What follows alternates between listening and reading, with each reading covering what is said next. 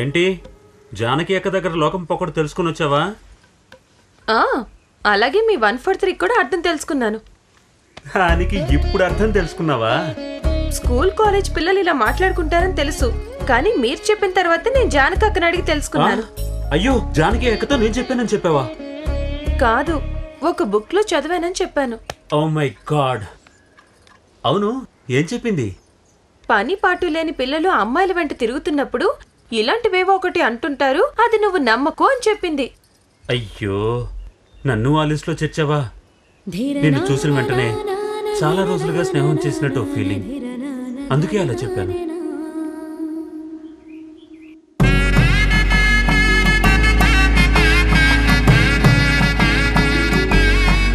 నేను మిమ్మల్ని ఇక్కడికి రాకముందే కలలో చూశాను. కలలోనా?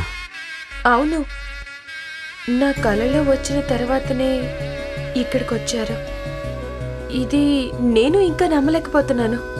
నేను నమ్మలేకపోతున్నాను, అయినా నువ్వు చెప్తున్నావు కాబట్టి నమ్ముతున్నాను.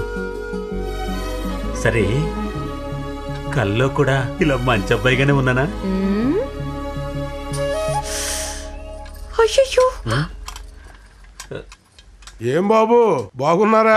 రావు గారు రండి, కూర్చోండి. ఇంజనీరింగ్ చదివి డాక్టర్ అయినట్టున్నారు. అమ్మా, ఇది బాబు పేరు మీద అర్చన చేయించిన సుబ్రహ్మణ్య ప్రసాదం.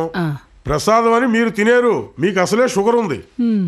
ఇదిగోమ్మా, ఇది ఇంటి పన్ను కట్టిన రసీదు, ఇది కరెంటు బిల్లు, ఇది మీరు అడిగిన కొత్త గుడ్ నైట్ దోమల చుట్టలు. తరువాత మన అన్నవరం చిన్న భారతి ఆధ్వర్యంలో భక్తులందరూ పాదయాత్ర బయలుదేరి వస్తున్నారు. ప్రతి సంవత్సరం లాగే ఈ సంవత్సరం కూడా గొప్పగా అన్నదానం చేయాలి. చేద్దామమ్మా. మంచి వంట మనిషిని చూడండి. పోయిన సంవత్సరం చిలకలూరుపేట చెట్టి ఉదయం టిఫిన్ కు ఉప్మాను సాంబార్లా చేసి వెళ్ళాడు.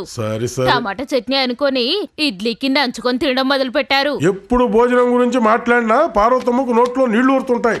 ఏంటమ్మా, ఎప్పుడు రాగానే కాఫీ ఇచ్చేదానివి, ఇప్పుడు వెళ్ళేటప్పుడు ఇస్తున్నావు? వచ్చిన వెంటనే కాఫీ ఇస్తే వెళ్ళేటప్పుడు భోంచేసి వెళ్ళండి అని అడగాలి కదా, అందుకే.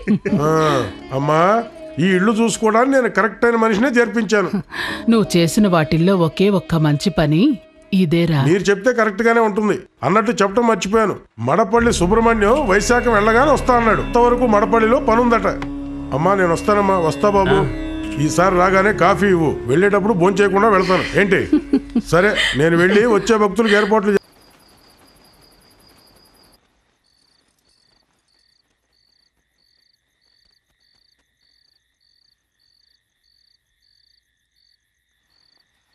చూసావా, ఇంతసేపు మబ్బుల్లో ఉన్న చంద్రుడు